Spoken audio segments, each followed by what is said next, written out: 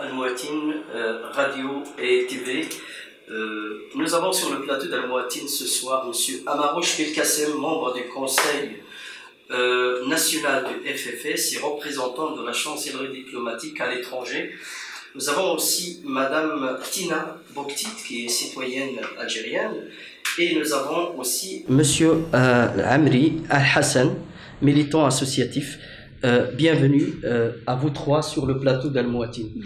Donc nous allons parler de la politique en Algérie. Actuellement, on sait qu'il y a énormément de mouvements, ça bouge, les manifestations, les populations, les jeunes. On parle vraiment d'une situation un petit peu, disons, chaotique, difficile à gérer. Et nous voulons savoir avec vous, vous êtes tous les trois algériens, et vous résidez tous les trois à l'étranger, donc vous êtes peut-être des belgo-algériens aussi, et nous voulons savoir ce qui se passe réellement. Donc nous allons commencer par poser la première question à M. Amarouche. L'Algérie, les contestations qui montent chaque semaine, etc. Le peuple qui dit non au 5e mandat de Bouteflika, pourquoi le régime algérien résiste face au peuple? Tout d'abord, merci à toute l'administration et à tous les journalistes et les techniciens et tous ceux qui œuvrent dans la chaîne TV Radio Al-Mouatine. Et félicitations par la même occasion à vos nouveaux locaux. Merci. En cette veille de la Journée internationale des femmes, je rends hommage à toutes les femmes du monde entier, dont une concitoyenne socialiste belge, Lucie Desjardins, qui a été élue, la première femme socialiste élue à la Chambre des représentants de la Belgique en 1929.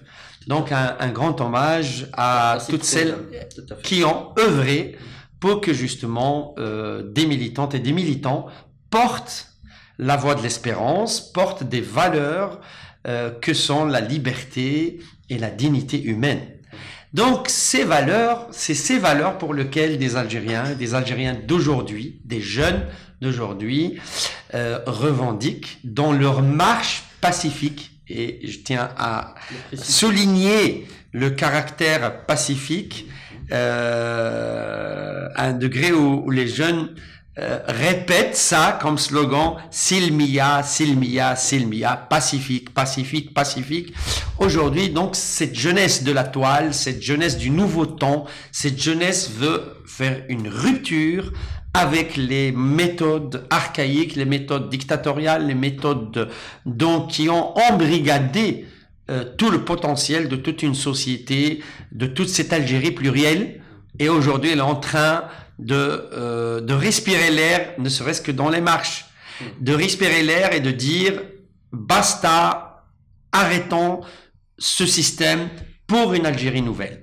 Donc, oui, ces élections présidentielles qui ont été programmées par le pouvoir en place actuellement ne répondent pas aux revendications profondes de ce peuple, dans cette jeunesse qui aspire à une nouvelle ère, donc à refonder l'État Algérie sur de nouvelles valeurs que sont la liberté et la dignité humaine. Okay. Tina Boktit, donc vous êtes citoyenne algérienne, ce soir vous êtes ici sur le plateau. Qu'est-ce que vous pouvez nous dire par rapport à la situation? Quel est votre ressenti en tant que citoyenne, en tant qu'une personne qui appartient à ce pays, à l'Algérie, etc. Tout d'abord, bonsoir à tous, merci de m'avoir invité. C'est juste pour dire que ce qui se passe actuellement, c'est vraiment dommage, et normalement ça doit même pas avoir lieu, vu que voilà, notre président actuel, son état de santé tout d'abord ne lui permet pas d'avoir un 5e mandat, même avec déjà le 4e mandat, vu que la dernière fois qu'on l'a entendu, c'était, je pense, en 2013. Et ma génération, je parle de ma génération moi-même, on n'a connu que ce président. Donc c'est vraiment, je dirais presque, même s'il a fait des projets, etc., mais c'était dans la Constitution, c'était dans ses devoirs. Je dirais maintenant, il faut l'Algérie, il y a plus de 42 millions d'habitants, donc il faut laisser de la place aux jeunes. Maintenant, il y a de la jeunesse qui rêve, qui veulent vraiment amener l'Algérie vraiment plus loin. Donc, il faut vraiment laisser la place, je dirais, aux jeunes. Il faut écouter le peuple, tout simplement, parce que maintenant, ces démarches pacifiques, déjà, je tiens vraiment à remercier le peuple algérien et à toutes et à tous pour ces marches vraiment remarquables et qui ont mené chaque jour, des fois même des marches nocturnes. Donc, j'espère vraiment qu'ils vont entendre toutes ces voix et qui vont qui vont céder la place, parce que c'est devenu presque c'est vraiment honteux. Je dirais vraiment c'est honteux, voilà. Monsieur Hassen, on vient de dire Tina, donc l'Algérie, le président est malade. C'est un président qui a fait beaucoup de choses pour l'Algérie, qui a entamé énormément de projets pour l'Algérie.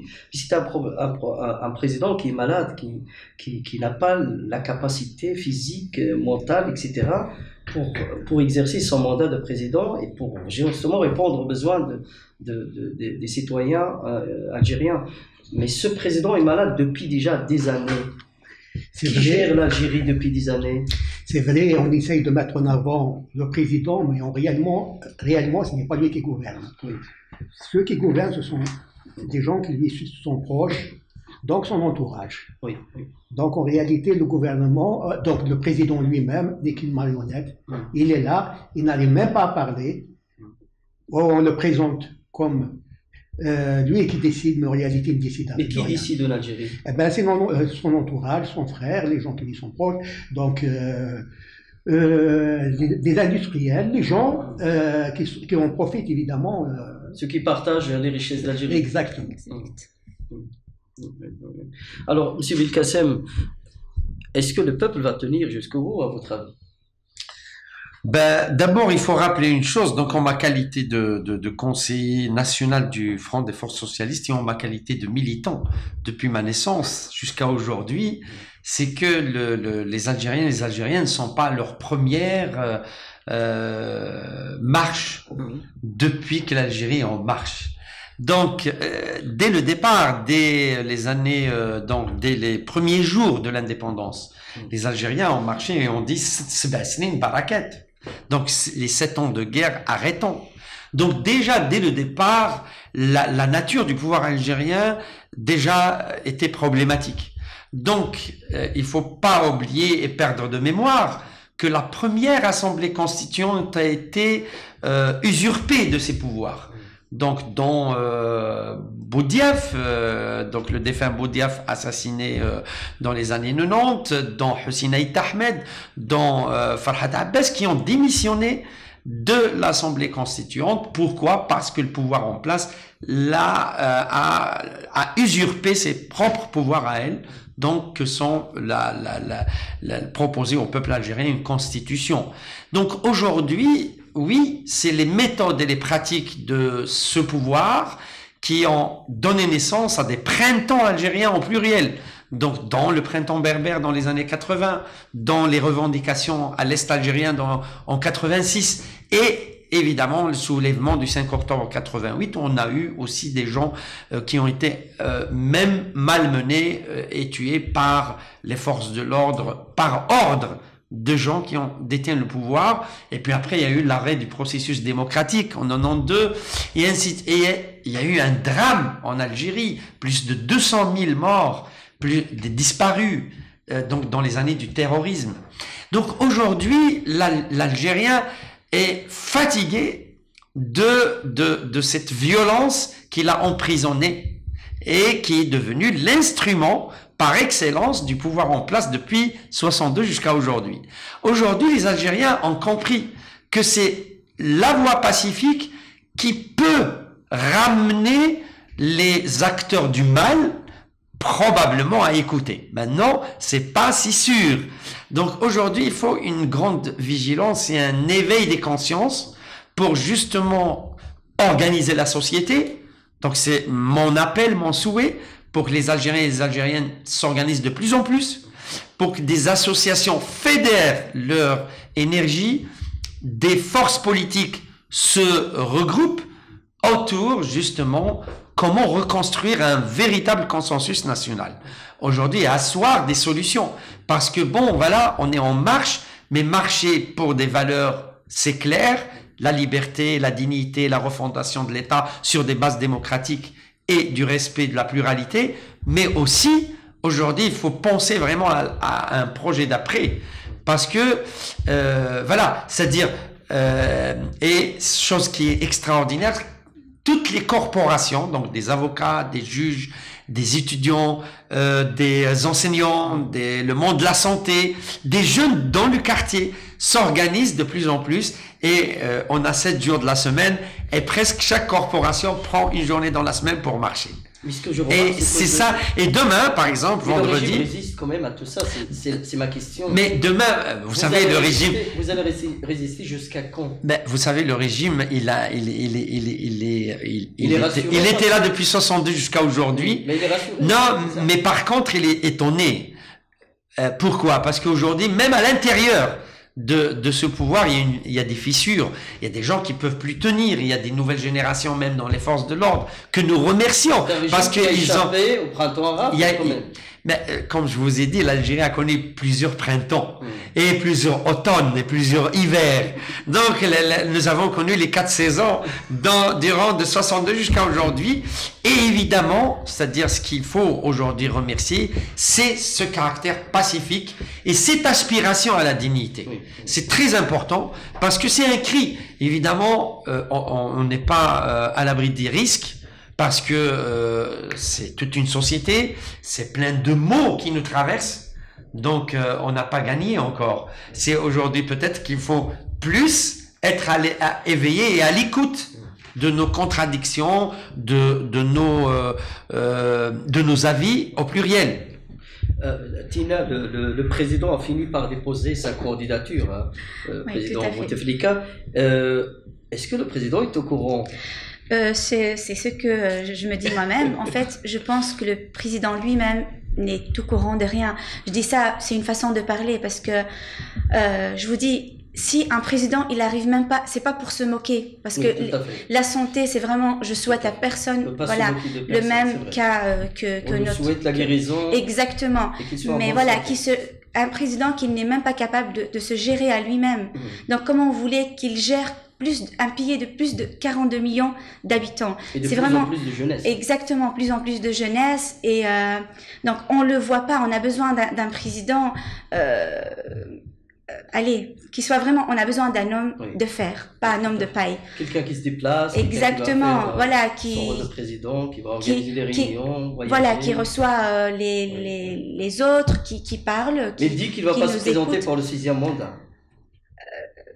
Peut-être il y en a qui vont voter, qui vont le suivre, même, c'est une façon de parler, même quand il sera plus dans ce monde. Donc voilà, on n'a pas besoin des cadres. Les cadres, c'est fait pour décorer une maison, mais on a besoin vraiment d'un homme derrière un peuple, surtout qui met la dignité en place, la liberté, le droit d'expression, parce que là maintenant, l'État n'entend plus le peuple tout simplement.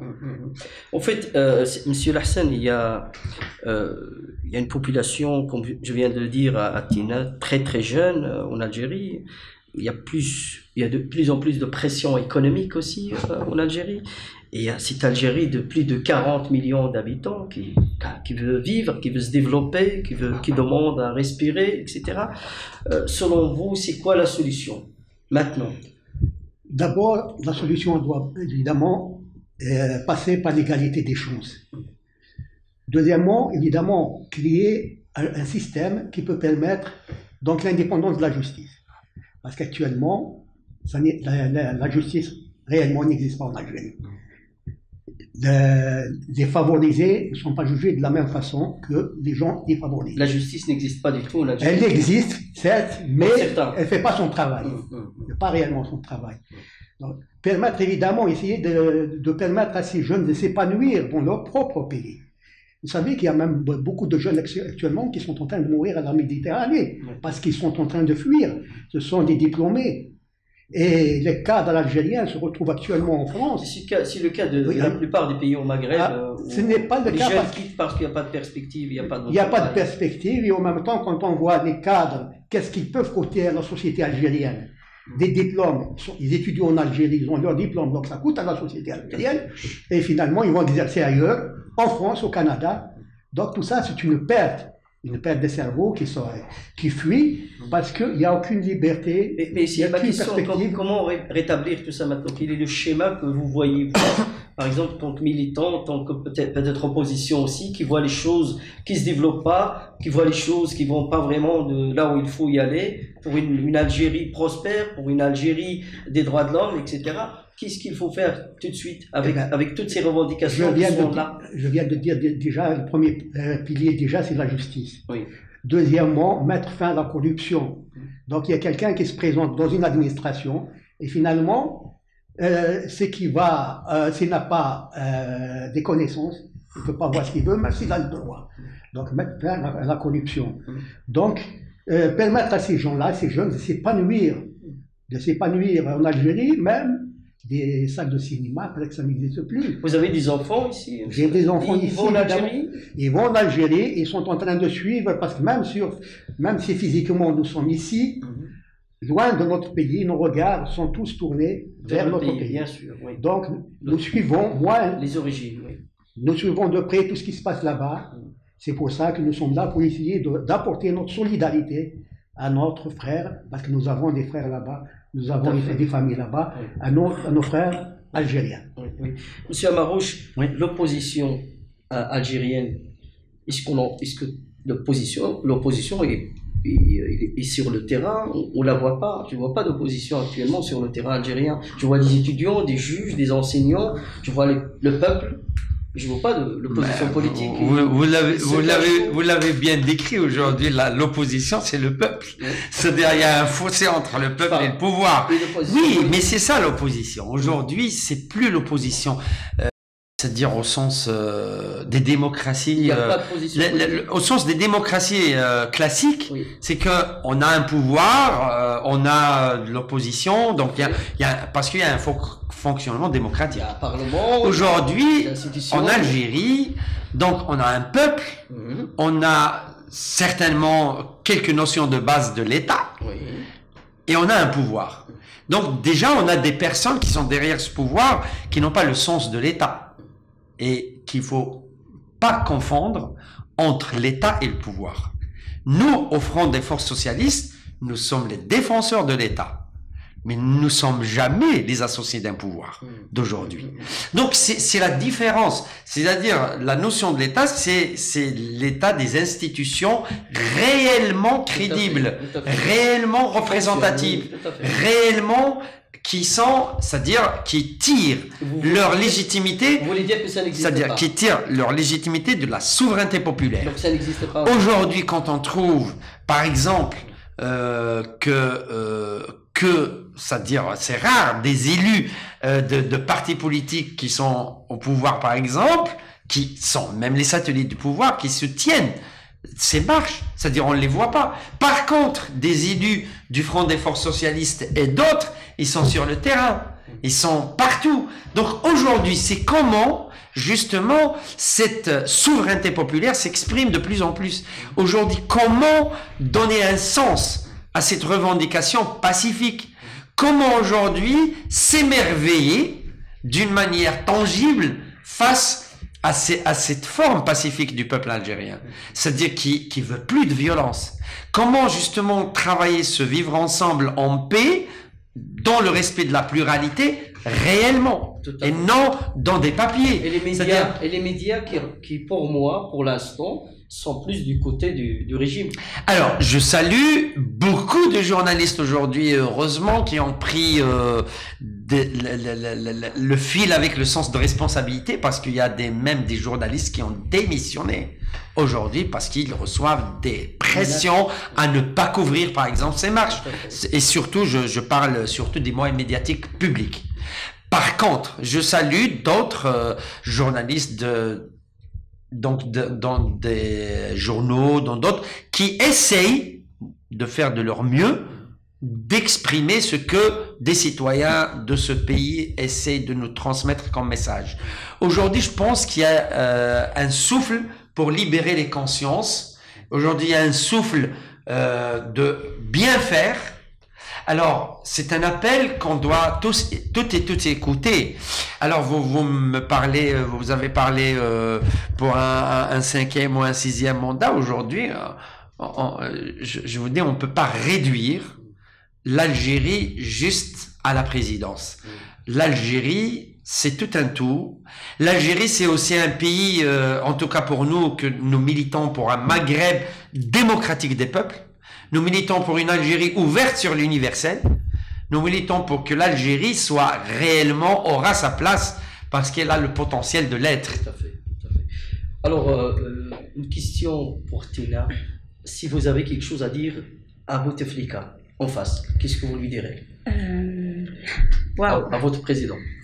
Je vais tout simplement lui dire, en fait, c'est même pas lui qui décide, donc qu'il se retire de ce pouvoir, qu'il dit stop à cette mascarade, parce que l'Algérie, pour finir, mérite mieux. L'Algérie a besoin d'un leader, d'un homme fort, lucide, compétent, d'un homme derrière son peuple, pas d'un homme derrière des hommes. Parce que là, maintenant, il est derrière des hommes politiques qui ne cherchent que leur propre intérêt.